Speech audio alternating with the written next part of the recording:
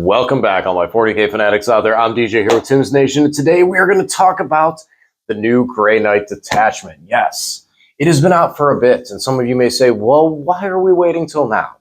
Honestly, I really enjoy taking a little bit of time, waiting, letting the dust settle, seeing what other people have talked about, some different combinations, and especially playing the Detachment one time to get a feel for what we're talking about.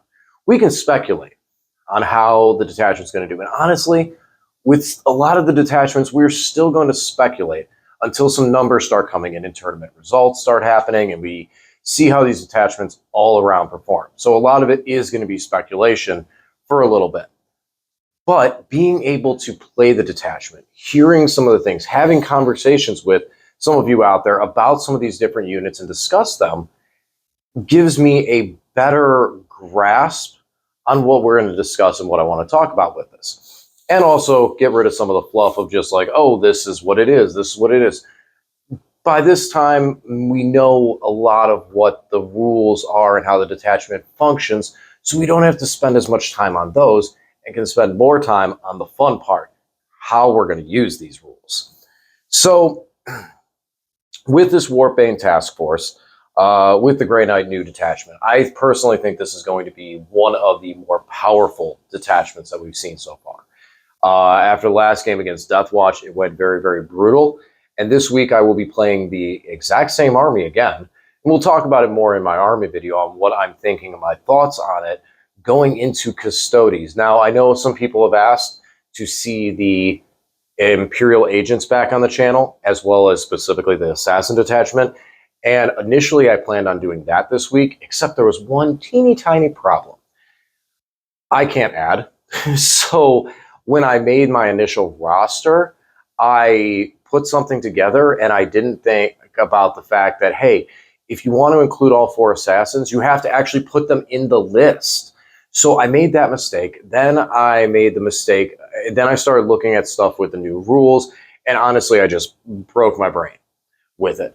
So I'm getting all the models together, getting that all put together and trying to figure it out. I had to kind of scrap what I was working on just because I had a dirt moment, especially with the holidays and getting all the models back together, getting everything put back together, getting everything finished up with Christmas. It's been a hectic time. So it's a little bit easier to play Grey Knights one more time, especially because there's going to be a 1,000-point tournament that is a team event that myself, Lane, Zach, and our good buddy G are going to be trying to go back to, are going to trying to win that we won last year. So we're going back as defending champions. Hopefully we'll have good success. Wish us luck. More on that later. Right now, it is about the Warp Bane task force. This is the new detachment. So the big thing to talk about is what we're losing that are the big heavy hitters that we lose from the initial detachment. From the index detachment, we lose the detachment rule, which is auto advance 6, which honestly isn't that big of a deal. Auto advance 6 is nice, especially with the Dread Knights that can advance, charge, shoot, and all that stuff. That's great, but not the end of the world, especially with what we got in return. We also lose Mr. Deimos, True Silver Armor, and a couple of other stratagems that were relatively decent in certain scenarios. Mr. Deimos probably being the biggest one, as that stratagem alone causes your opponent to play differently in how they have to play into the Grey Knights. Constantly, it's like a second Overwatch threat in some ways, because if your opponent moves specifically in different ways, you can react in one of the most brutal fashions to move 6 inches or simply just pick the unit up off the battlefield. Very strong, very strong stratagem. Probably the strongest stratagem out of the index initially. True Silver, though.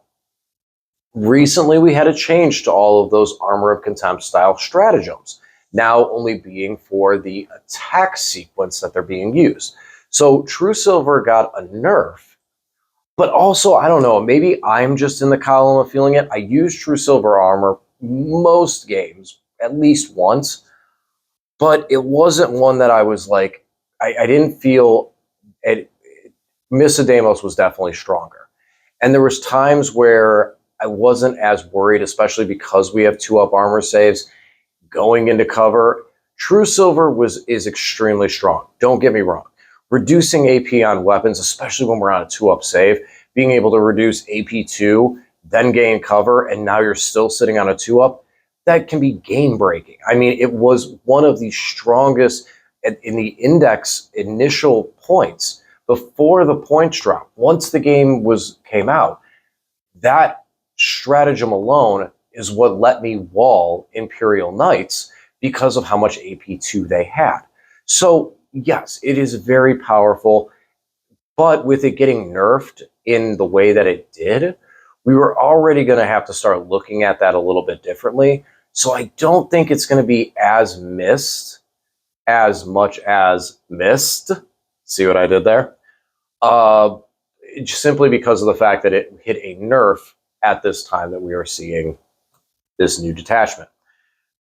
So, with the new detachment, the biggest thing is we are now playing, I like to call this the Gray Court, because it plays like Canoptic Court. I know a lot of you say, well, Demons did it first. I played Necron, so Canoptic Court. Canoptic Court allowed you to control portions of the battlefield and reroll your hit rolls. That's what the Bane Task Force does. Your deployment zone is always a hallowed ground. If you control at least half the objective markers in the middle at the beginning of any phase, it's then no man's land is hallowed ground. And if you control your opponent's objective marker, then that makes their deployment zone hallowed ground. This means that if a unit of Grey Knights is wholly within hallowed ground, they can reroll all hits. Otherwise, they reroll once. Now, let's put this in perspective. The majority of our army hits on 3s. So even if you're not in hollow ground and you're rerolling 1s, that means you're only missing on a die roll of a 2. That's really, really strong. Now, the other cadence to this entire detachment is the Purifier squads. The Purifier squads are a big focal point for this detachment. The Purifier squad unit is always considered in hollow ground and is also a beacon for hallowed ground. And a unit that's wholly within 6 of the Purifiers counts as being in hallowed ground. So this makes it taking some Purifiers worthwhile, and there's more reasons to take them that we'll get onto later on. Now, unlike the the army rule of being able to pick up your units, which still functions. You can still do this, and we didn't see the nerf that Hypercrypt did. We can still pick up 3 units. This detachment buff affects all Grey Knight units.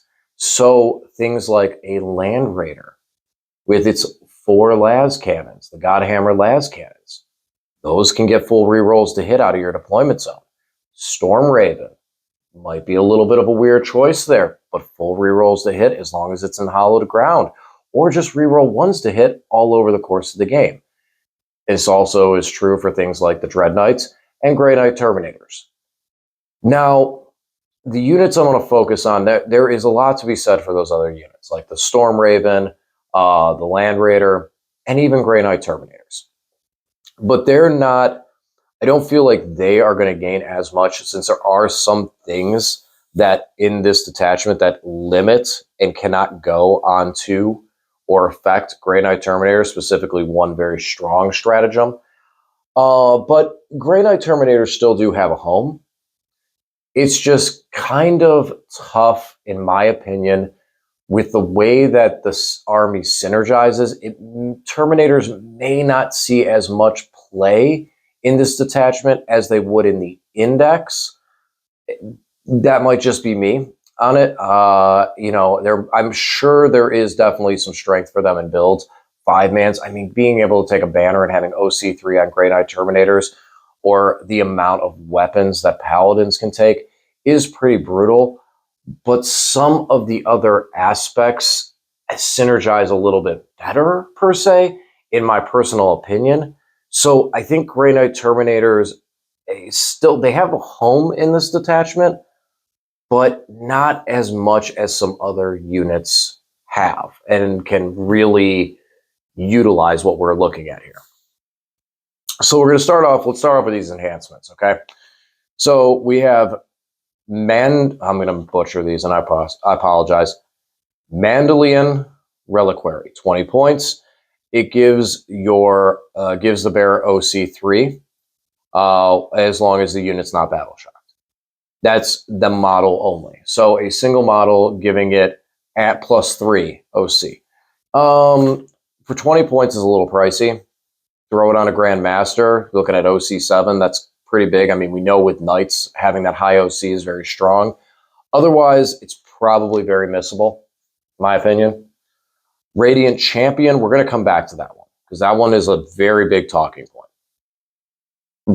Veil of the Abyss, Grey Knight Infantry, gives your unit stealth. This is one that I featured initially with my Brotherhood Champion. It's a 25-point enhancement, so it's a little pricey, to be able to give a squad stealth. I think it's going to need more testing on that, because initially I thought, oh, this is great, having a unit with stealth. But being Grey Knights and being able to pick up and drop off and do everything that we're able to do, stealth doesn't play as much of a role as I initially thought it was going to. And that's one thing that I seen when I played into lane. I had stealth on the unit, they were -1 to hit, but because the unit presented such a threat and was in his face, he was able to put enough firepower on it to kind of override the stealth. Not to mention there's things that can ignore modifiers, which we're seeing those more commonly. So I think the stealth buff may not be as good as I initially thought, especially when in the realm of things like Radiant Champion. Paragon of Sanctity. Once per battle, you target a unit within 18 inches and visible, and that unit counts as being in hallowed ground. 10 points ain't bad. So if the problem I see with it is it's a Grey Knight model, so you can go on a Grandmaster in Dread Knight armor. 10 points ain't bad. This is something that if you have 10 points left over, especially with the cost of like Grey Knight stuff and how expensive they can get, you can slap that onto like a Grandmaster, and then once per game go, you know what? I'm going to make that unit in hallowed ground. And that can combo well with a lot of other things that we see, especially with this Radiant Champion. Now, Radiant Champion, and that's why I going back to this one, has been one of the biggest talking points. And I've actually had a lot of people that have questioned why I did not run a Tech Marine with Radiant Champion. So I want to talk about that a little bit.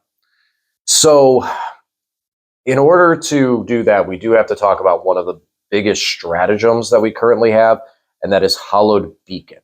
So we're going to go over more of the stratagems and talk about their interactions, but I want to talk about Hallowed Beacon because that's going to be a big part with Radiant Champion, as well as the Tech Marine combo that we're discussing. So Hallowed Beacon is, you use it in the reinforcement step of your movement phase. You target a Grey Knight infantry unit that is not Terminator, and that unit can be set up within 6 inches of an enemy unit, or just outside of 6 inches, excuse me, of an enemy unit, as long as it's set up fully within hallowed ground. This means the way that steps work with the reinforcement step, especially things like Purifiers, if you land a squad of Purifiers, they create a 6-inch bubble of hallowed ground. So you land them 9 inches away, 9.1100000001 inch away, whatever. And then you can place this unit for 1 CP, because now you place the Purifiers down, your opponent has the opportunity to react. They can overwatch, they can react and move if it's within range. They can do things because you placed a unit on the table. That trigger, the Purifier's ability then is available. So then you can then place another unit down wholly within 6 inches of them and just outside of 6 inches of the enemy. This does not limit this, nor the FAQ, nor anything out there prevents you from charging after you do so. So any infantry unit that's not Grey Knights, I'm sorry, not Terminators, not Grey Knights wouldn't make sense, you can place and then charge. That's pretty big. That is a very, very strong, fast hit. So a lot of people are looking at the Tech Marine with Radiant Champion, talking about things with servitors. There's the servitors can join another unit, so you can take a unit of servitors, join it. I know this is a debatable point, but it is still technically legal. Taking a squad of servitors, joining it to a squad of servitors, and then having a tech marine attached to it. So technically legal because you can take the tech marine, attach it to a squad of servitors, and then you can attach one squad of servitors to a unit that's being led by a tech marine. Okay, so now we have the potential of 4 multi-meltas. Once this squad lands for one command point, they are going to definitely be within melta range. This is a unit that will, and they'll also be within our hallowed ground because they're landing near the purifiers. Most likely purifiers. There's other options, yes, with hallowed ground. Well, for this example, we're going to just utilize the purifiers over controlling enough objectives in the middle. Because it's got to be the beginning of the phase. So if you don't already control those objectives in the middle, in the beginning of your movement phase, then when you move to the reinforcement step, you still do not have hallowed ground because you have to move to the beginning of your shooting phase, of which the detachment rule for hallowed ground checks again and sees that now you control those objectives in the middle. So you drop these guys in near the purifier. So now you have 4 multi-meltas. So that's 8 shots. You're re-rolling hits because obviously you're on hallowed ground. So you're re-rolling the hits. So good chance of getting all 8 of the hits. Maybe you miss with 1, 7 hits. Strength 9, you're in melta range. So D6 plus 2 damage. All that sounds good on paper. It can do very well into medium targets, high wound targets especially. So things like Centurions that are toughness 7 with 4 wounds, good weapons to go into them. They can pick those up pretty easily. Even 3 wound targets that might have a feel no pain. That's something that can hit them very well. Lighter vehicles, you're at a strength 9. And that's one of the things that I notice mostly with it, and I look at with the servitors, is a couple of things. Number one, they're strength 9 with that multi-melta. So going into bigger targets, like a Land Raider, you're wounding on 5s. That's going to significantly reduce that damage output going into it. Now, you have a lot of hits, but still significantly reduce the damage output going into it. On top of that, even though the servitors are cheap, their OC value is 0. And that kind of plays into my belief with some of the synergy that other things can bring to the table. Now, the Tech Marine with Radiant Champion gives his combat weapons precision, which is cool, but the big selling point for it is the fact that every one of his attacks that causes a wound, not a failed armor save, not damage, just causes a wound. So you successfully cause a wound on a wound roll, deals 1 mortal wound in addition to any other damage. The Tech Marine has 8 attacks. That's volume. Now, this is kind of where I lean over into not the servitor realm for it, is because we also have access. The Tech Marine doesn't have to just join them. He can also join Strike. And yes, you could still slap 4 servitors, on there and still have at least 2 melta weapons on it. But now you're getting a squad that's getting really big to have to put all in a little brick near the purifiers. The reason I like the Strike is because their OC value of 2 and 3 attacks apiece. When you complete that charge, if, let's say, you're looking at a strong Alpha Strike and going into your opponent's deployment zone even, you could make the charge with the Strike Marines, bringing them along, and hit your opponent's deployment zone in their charge phase, their objective marker, and now you're bringing all this OC2 onto that objective marker. So now when we go to the beginning of the fight phase, because we've ended the charge phase, when we go to the beginning of the fight phase, we check hallowed ground checks. Do you control that objective marker? Because of all the OC2 we just pushed onto their home objective, now we end up controlling it, and now we're looking at re-roll hits for that squad. So while the melta weapons are nice to give us that extra layer of shooting, having that OC2, I feel gives more play. where you are able to hit an objective marker that you may not control, leave the hallowed ground of the purifiers that you originally established, and still gain the hallowed ground by taking and flipping an objective. It's important for things, especially for things like overwhelming force, when we draw those. On top of the fact, the strike marines have a sticky objective. So deploying them on the table on your home field objective allows you to stick your home field objective and leave it, and then reinforce that later on with some other very interesting plays that I really, really like that synergize out of this army, which we'll talk about when we get over the stratagems. So the Tech Marine can smack. There's no doubt in it. And I completely understand, I completely see, and a lot of people are looking at it like, why aren't you running the Tech Marine? Why aren't you running Tech Marine servitors? I don't run the servitors because I like the OC value, so I'm able to push aggressively onto points to take those objectives to continue the hollow ground progression. On top of the fact that Strike Marines still smack. 3 attacks apiece, strength 6, AP 2, 2 damage. They can still smack and hit pretty hard. What it comes down to for me right now is I may switch over to giving the Radiant Champion to my Brotherhood Champion. Now, Brotherhood Champion, 3 less attacks, already has precision, but he does reroll failed wounds into character units. So any unit that's led by a character. A little bit more reliability to get the 5 wounds. He hits on 2s, I believe he hits on 2s. If I'm wrong, I apologize. He hits on 2s, I believe. And he rerolls the hits into character units always anyways.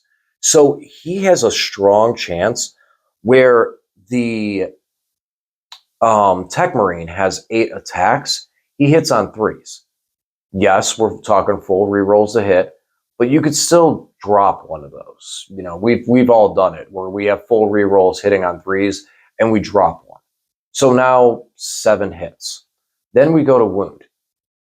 There's no way to reroll the wounds. The strat that gives us reroll wounds only targets Purifier units. And unfortunately, Purifiers can only be led by one and only one character, and that's Castellan Crow. So we're not going to get a reroll the wound modifier in there. So you're wounding on 3s, toughness 4 targets, you might be getting the 2s. You might drop 1 or 2 more and get you back to a 5 or 6 on those wounds. So 5 or 6 mortal wounds we deal. Back over to the Brotherhood Champion, as long as there's a character in that unit, which there's a lot of characters floating around in the game, he's re-rolling the wounds. And he's wounding on, and he's strength 6, so he's probably wounding on 3s anyways. There's a good chance that you go full hits and 4 or 5 wounds. So you're still looking at 4 or 5 mortal wounds versus the 5 or 6 that you're getting off the Tech Marine and still having that 2 damage. I feel like losing that 1 mortal wound, maybe 1 to 2 mortal wounds that you might be losing off the Tech Marine is okay, especially because of the fact the Brotherhood Champion gives fight first. And yes, the Tech Marine can smack really hard if he gets the chance to attack. We have a lot of fight first mechanics that are floating around in the game with different armies, Death Guard being one of them that I can name offhand. And there is a lot of combat potential and power out there in the game. Blood Angels, for example. Having fight first is very, very strong and puts you in a position where combat armies that might not be able to really remove you with any sort of shooting, you make an aggressive play into their deployment zone and they're not able to answer back with any of their shooting and their only choice is to charge you, could end up you taking and holding their home field objective for longer than they want, especially when you're bringing OC to Grey Knight Strike Marines in there. Sorry, my book bag startled me. And that's kind of where I'm looking at is it's not like while the Tech Marine can hit hard for 1 turn, where do we go from there? The Brotherhood Champion provides that benefit for that defense into combat armies because of the fight first capabilities that he brings. Also, rerolling hits and rerolling wounds into character units means he doesn't need to necessarily worry about hollowed ground to continue to press damage. And like I said, he's going to be bringing Strike Marines, and the Strike Marines, versus the servitors, the strike marines allow us to play into the game further by pushing onto an objective, holding an objective with units that have a 2-up save. 2-up saves are beautiful. I love them. You know, yeah, it's like, oh, well, the servitors have an invuln. It's a 6. It's a 6-up invuln. You need AP4 versus my guys to get me to a 6. So that's my feelings on it. I am definitely interested in hearing some people's thoughts. Maybe there's other pieces and parts that I'm missing to this. And again, the Tech Marine, I can see, like the Tech Marine, he gives +1 to hit to a Dread Knight. Okay, if you're re-rolling ones and you're out of hollowed ground, awesome. You don't even notice that because you're giving that. He can heal Dread Knights. There is synergy that Tech Marine plays off it. So if someone were to tell me, oh, I'm running a Tech Marine in my list, I wouldn't try and tell them not to. I just feel, and this is some of the things which is nice with 40K, this comes into a personal preference. I like how the Brotherhood Champion can pull my army into later aspects of the game with that fight first on different objectives. And that's kind of how I feel about that. That's where that is. But let's keep this talk going. I think that the conversation with the Tech Marine and everything is a very, very valuable conversation to continue with it. I am considering for our team event taking the Tech Marine with 5 strike because it's 1,000 points. And I feel like in that realm of team tournament and stuff like that, he might play better, but still doing the 5 strikes so I can drag that OC 10, 2 per guy, onto an objective to take it, flip it, and then let the Tech Marine just hit units. I feel like in that realm of team tournaments where you're only able to spend 1,000 points on your army, his damage output can be more crippling in those scenarios. Where in a 2,000 point list, yeah, he can still hit really, really hard, but dragging a 10-man squad of strike with the Brotherhood Champion can hit really hard too. Drag a 10-man squad of strike with the Tech Marines, but I won't have that fight first, and I love that fight first mechanic overall. Now, stratagems. We already talked about Hallowed Beacon. Awesome deep strike stratagem. Sanctified Kill Zone. So this is one that you can use on a Grey Knight infantry unit. You use it in the shooting, at the beginning of the shooting or fight phase. The unit that you're using it on must be in hallowed ground. Until the end of the phase, you can re-roll a wound roll of 1 or re-roll the wound roll instead if your unit is a Purifier unit. Now, I know I said the Tech Marine doesn't get any re-rolls. Yes, for 1 command point, you can get re-roll to wounds on the Tech Marine, re-roll wound rolls of 1. But you must be in that hallowed ground. And without the Strike Marines, you may lose that charging into an objective in some scenarios. So I feel like that one's kind of rough with them, per se. But you can get the re-roll ones to boost for the Tech Marine. And again, the Strike would boost over with that too, because they'd get the reroll ones as well. But the Purifiers, getting full rerolls to wound. And remember, the Purifiers are always in hallowed ground. Though that means that squad with Castle and Crow, if you take that 4 Flamer squad, they're rerolling wounds to shooting for 1 command point. Whew. That's pretty brutal. Everything. Purifying Flames, Stormbolters, but mostly those Incinerators. Great stratagem. I'm running 2 squads of Purifiers, 1 with Psy Cannons, and this is very strong for even those Psy Cannons to be able to reroll the wounds. Yeah, it's only AP 1, but it's 2 damage for each shot that gets through. So, very, very strong stratagem. You can use it in the fight phase as long as you're in hallowed ground for the Tech Marine.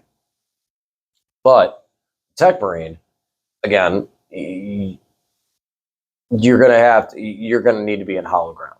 So if you're running the servitors, you charge, you're running a risk of not being in hollow ground.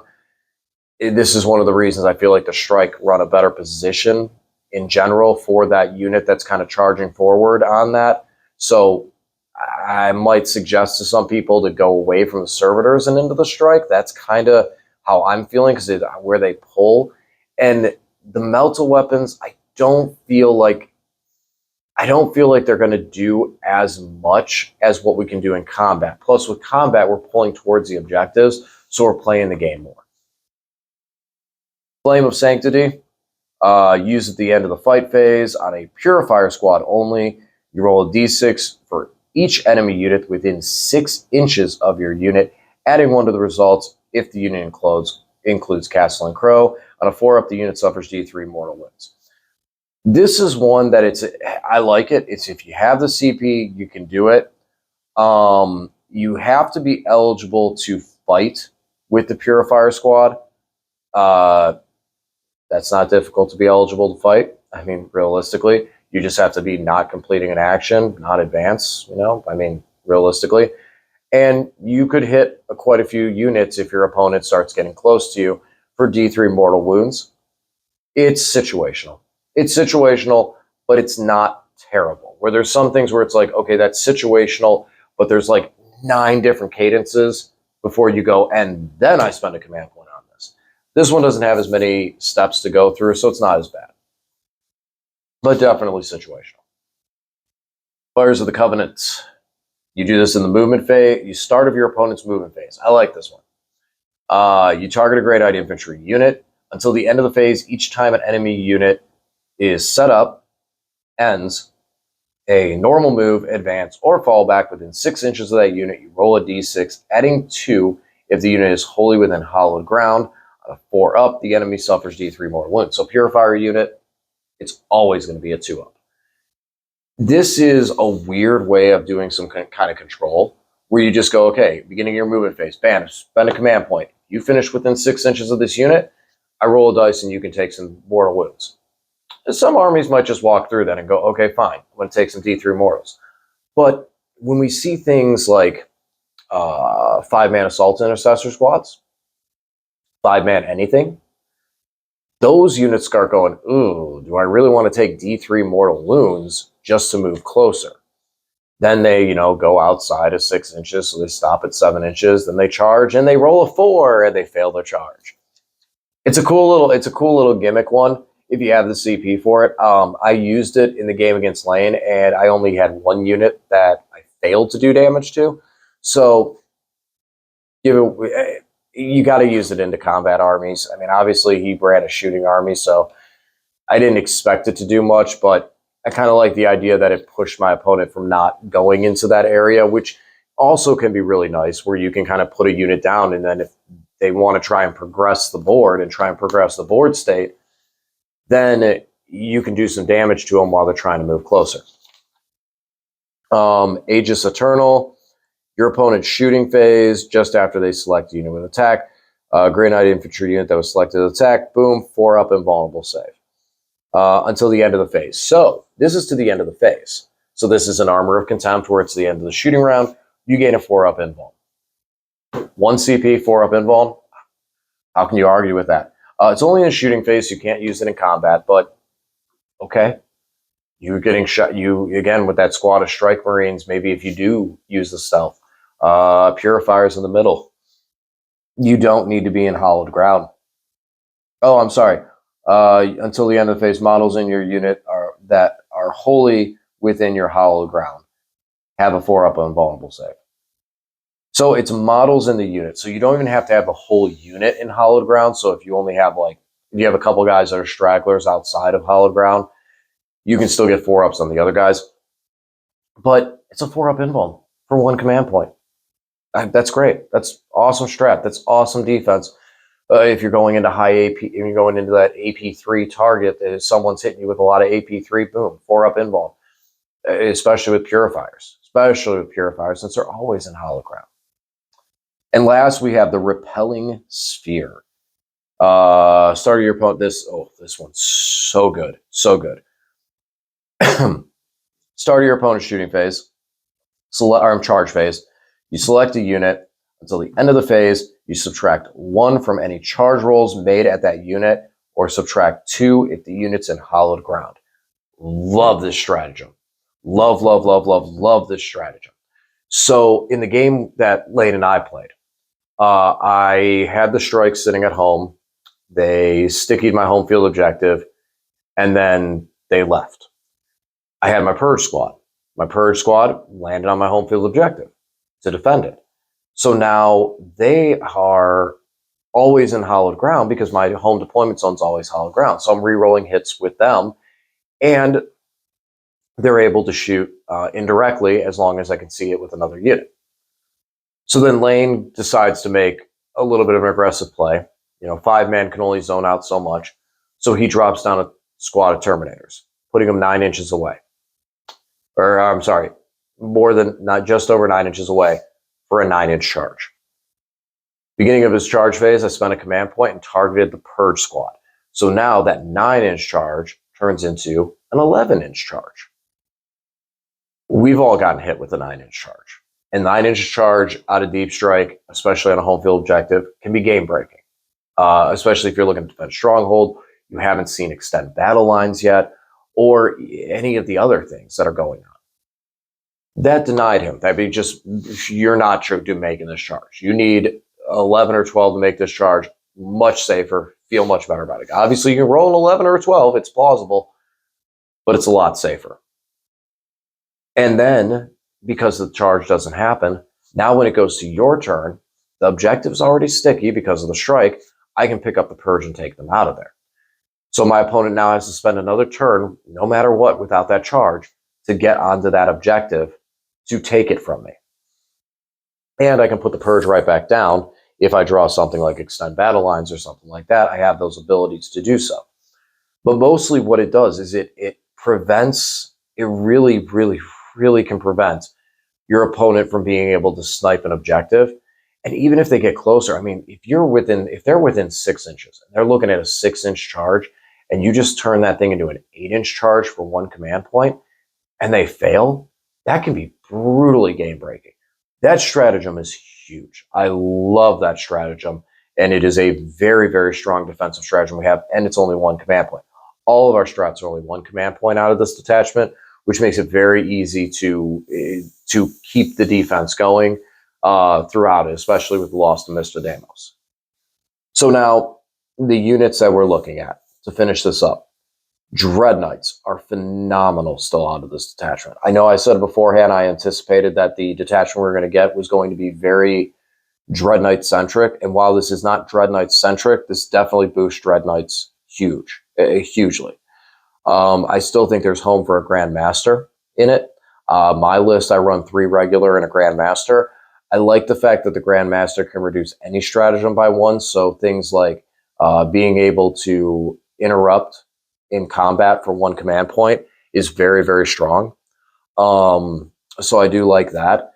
He also is the same points now because of the point increase. He's the same points as regular Dread Knights. Granted, regular Dread Knights are much faster with advance and fallback, charge, shoot, all that stuff. But there definitely is some positive play there. Plus, he hits really, really, really, really, really hard into vehicles and monsters, being able to once per battle round reroll hits, wounds, and damage results. Mostly we're talking about that damage result, the wound and damage result, because again, we're looking at hallowed ground or reroll 1. So it's still, I'll take it. It's there. Dread Knights in general, I mean, we're hitting on 3s. Even if you're just getting the reroll 1s to hit, that's a huge upgrade. That's huge. Reroll 1s to hit just for existing. That's big. We're only missing on 2s. The side cannon is already such a brutal weapon. The heavy side cannon on Dread Knight, now it becomes even more reliable with the hits, and it's sitting at strength 10. That's a very strong weapon, and that because of that, that's one of the reasons I don't necessarily lean towards the multi-meltas, is because of how strong the Dread Knight heavy side cannon is. Silencer is really on the menu. I've been running Silencer for a while. I know I've seen some lists that run the Incinerator because the Incinerator is very strong. It's a very strong Overwatch tool as well. But the Silencer, now you can re-roll those hits. So you're generating a lot more sustain than you were before. So it makes the Silencer very interesting. AP 0, yeah, that can be kind of a deterrent, but a lot of volume there. As opposed to 2d6 shots with the Incinerator, you're guaranteed the 12 shots. Incinerator automatically hits. Silencer can generate more hits. I can see both sides of it. I like the Silencer. I like the sustain. I also like to be able to keep my Dread Knights back at that 24-inch range to be effective at those times and clear things before pushing the Dread Knights forward. And that's kind of in my nature as more of a defensive player. I play more with a lot of my armies. I have more defensive stance, a strong defense. The best offense is a strong defense type mindset. That's kind of how I play.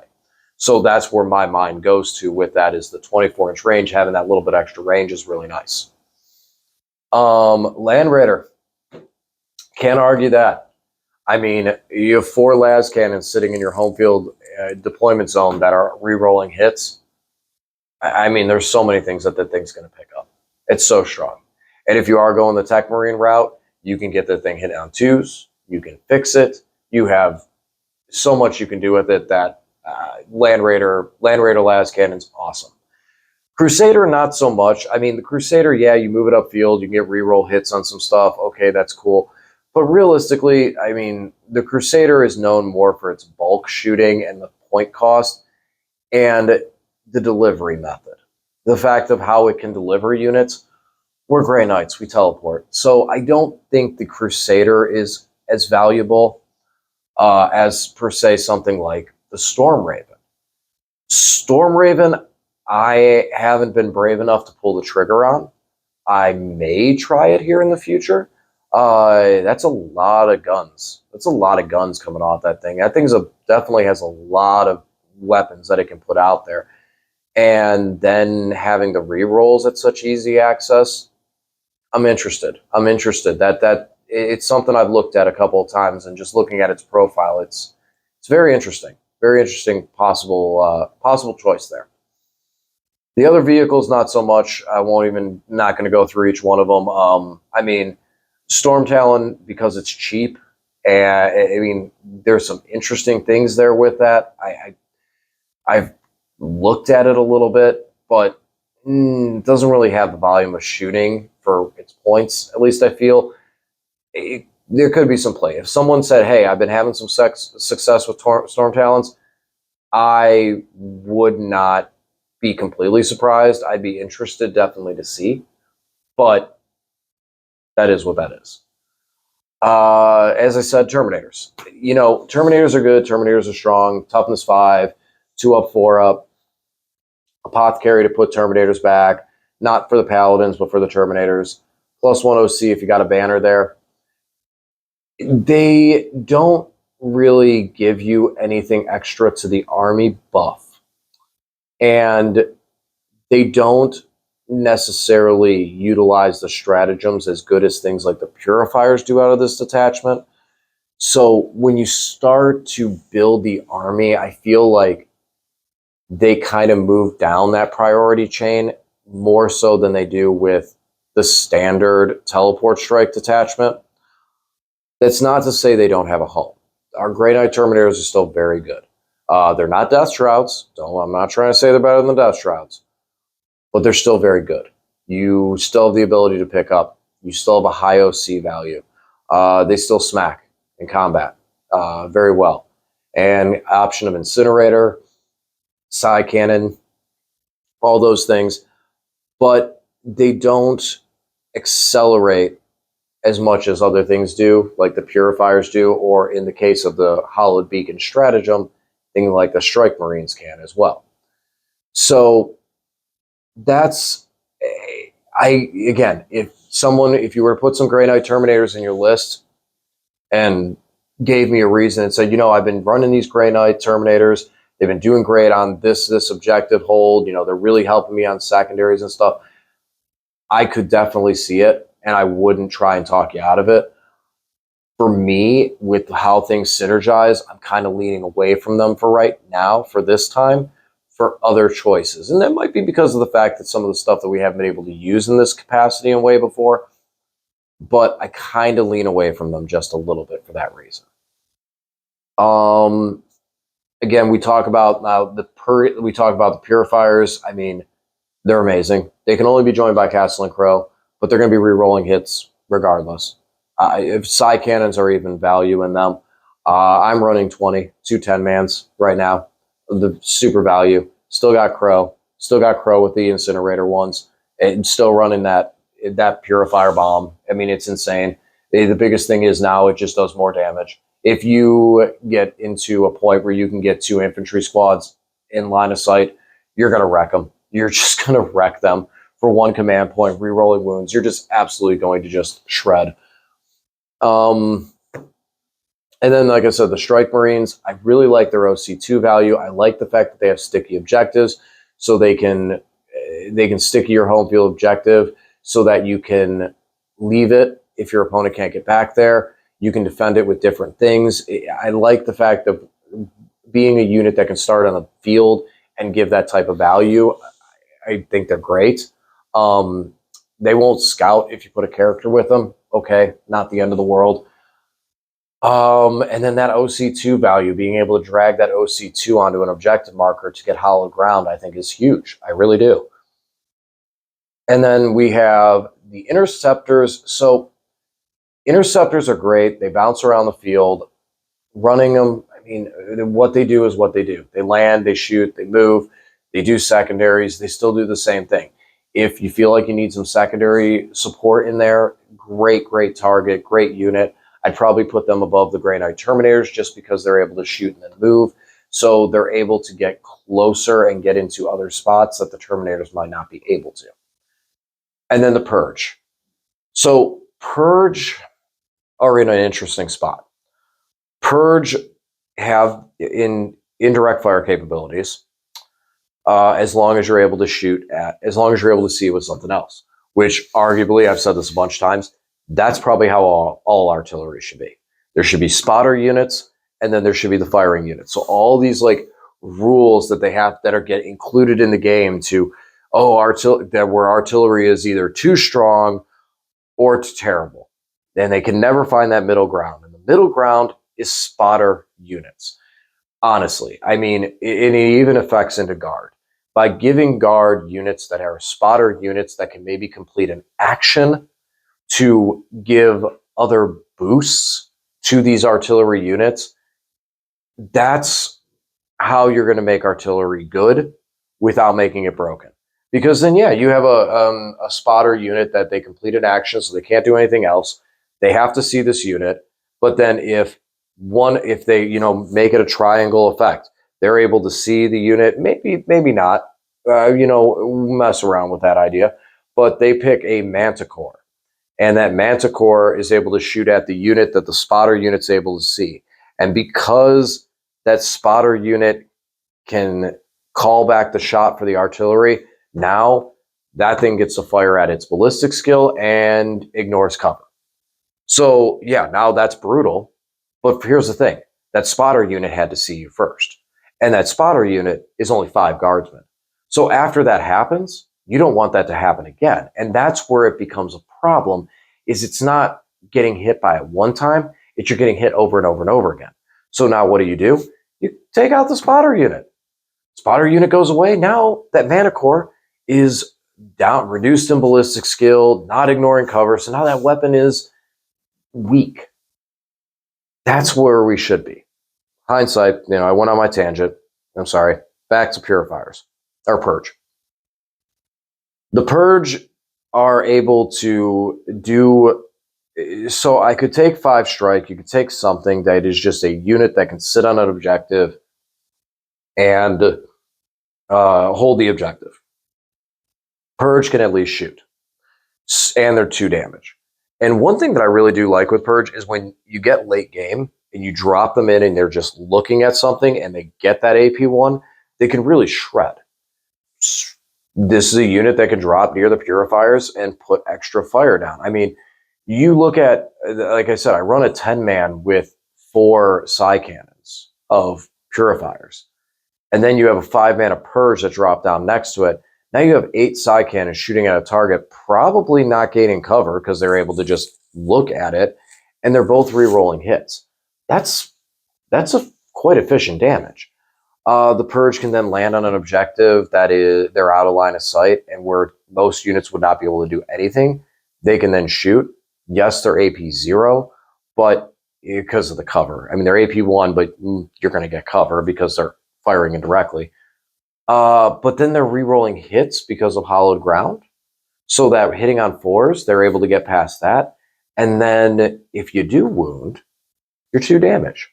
So I like the purge. I think that taking a squad of purge, I don't think it's the point of like, oh, spam 3 squads of purge, because they're not going to do the damage you want them to do. But having a 5-man squad of purge in there, I think, is a very good utility piece, because late in the game, may not exactly worry about the damage output that they're going to do, or even early on. So you may just send them to go do a secondary, complete an action, containment, sabotage, one of those things. And small compact 5-man, you just put them out there and just go, okay, this is what they're doing this turn, cool. And you don't actually miss their side cannon damage because you have Dread Knights raining fire on everything. So that's it for me. That's how I feel about the Detachment. Obviously, I'm a big fan of it. Let me know. I'm curious. The thing I'm most curious about is the Tech Marine conversation, because I know a lot of people are very, very hype on the Tech Marine and taking him with servitors. I'm not as big a fan of taking him with servitors. I'm back and forth in the consideration and the debate of taking him with strike, because as I mentioned, dragging the strike onto an objective to take it to keep that hallowed ground going is very big. For right now, I'd say the scale is very slightly leaning towards the Brotherhood Champions, simply because of that fight first and how I feel that can play out later into the game. But I'm definitely curious on what you guys think, and where there might be something that I'm not looking at that you guys will go, hey, DJ, you're missing this aspect of it, and bring it into the fold. So definitely curious on that. Let me know in the comment section. All right, guys. Look forward to playing these guys again on Monday. Going to be playing the exact same list again because I liked it. And we're going to be facing off the Custodes. Lane wants to hurt me after that last game. So he's bringing something tough. It's going to be a much better, much stronger challenge, especially because of what the Custodes can do. And my army video is going to be talking a lot more about that and what I'm trying to do there. So, as always, thanks for watching, and I'll talk to you again soon.